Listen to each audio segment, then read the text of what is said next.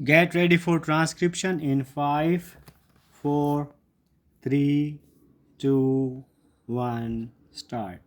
Sir, I am not going to say who is right and who is wrong. I think I leave this judgment to the honorable leaders of the opposition. My purpose today is, through this House, to inform our country what I set out to achieve and how far I have been successful in achieving that. The purpose, the basic thrust of all policies of our country, as I see it, is to set in motion processes which would enable us to leapfrog in the race of social and economic change so that we can get rid of chronic poverty which still afflicts millions and millions of our people. After India became independent, great progress was made in all directions. But the task of getting rid of poverty, to which Prime Minister committed our nation on the 15th of August 1947, is still not complete. When I presented my first budget as finance minister in 1991, I had then referred to both houses of parliament, quoting that no power on earth can stop an idea whose time had come. And I had then suggested to this august house and the other house that the emergence of India as a major global power happens to be one such idea whose time has come, and that is the goal that our government has sought to work on to realize. Whether we have succeeded or not, it cannot be realized in one go. But that is the mission, that is the ambition, and India's foreign policy has to contribute to preservation and strengthening of national security and also to widen our development options. We live in a world which is not a world which we like in all respects. Yet, it is a fact that interdependence of nations is a reality, and that in this interdependent world there is such a thing as power relations.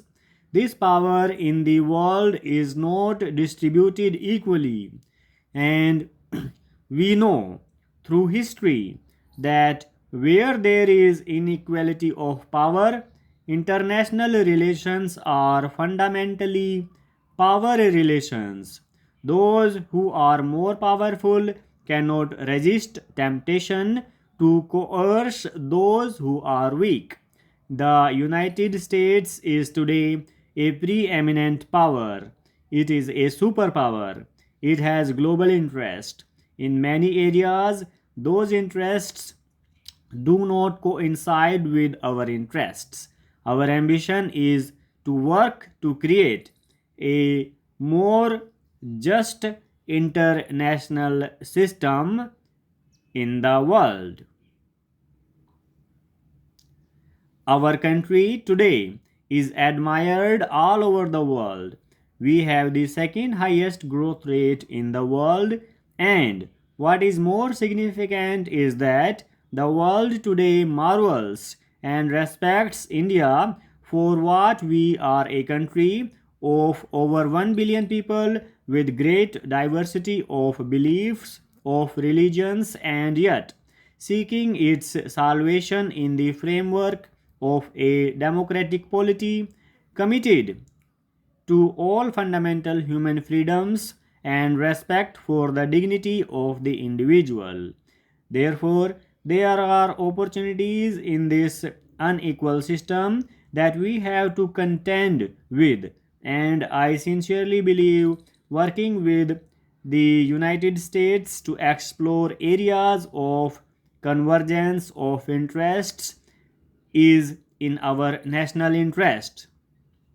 This does not mean that we endorse everything that the United States does, but in an interdependent world in which the United States counts for what you all know, we have to do business, and therefore my effort has been in this visit to help create an international environment which is more supportive of India's development efforts and which in the process widens our development options.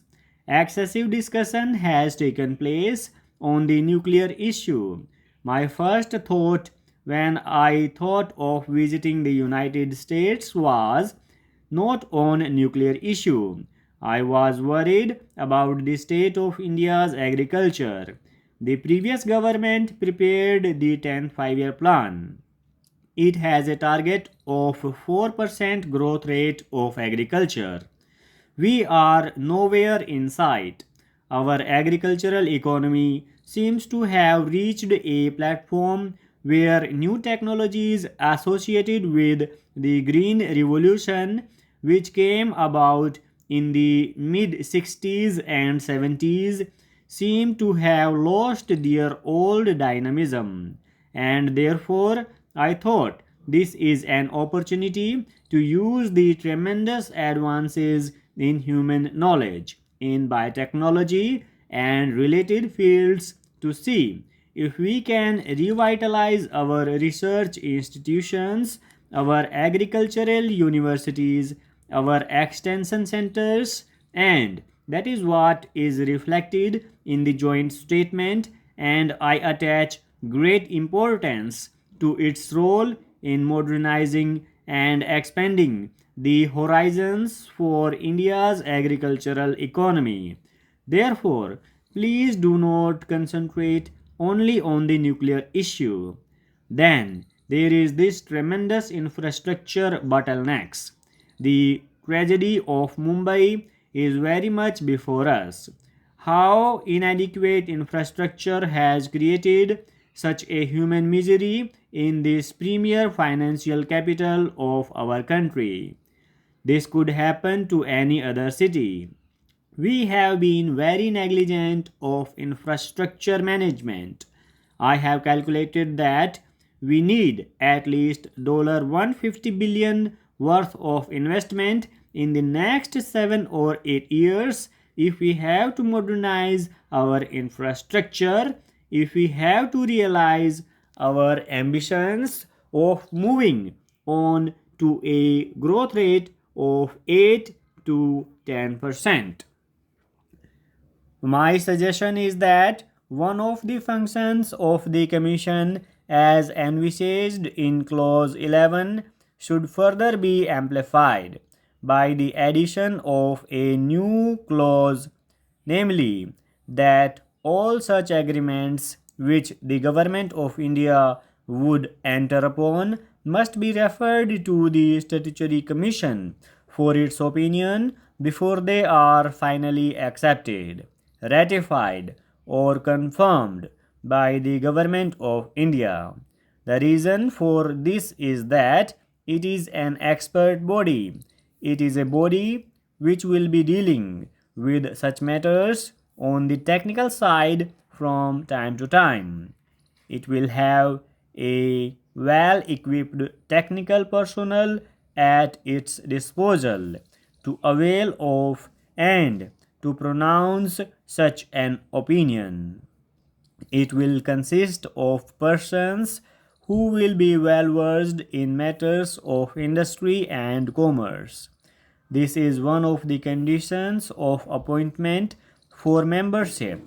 Consequently, my submission is that the government should think and the select committee should think why a particular clause to that effect be not added amongst the normal and ordinary functions of this commission.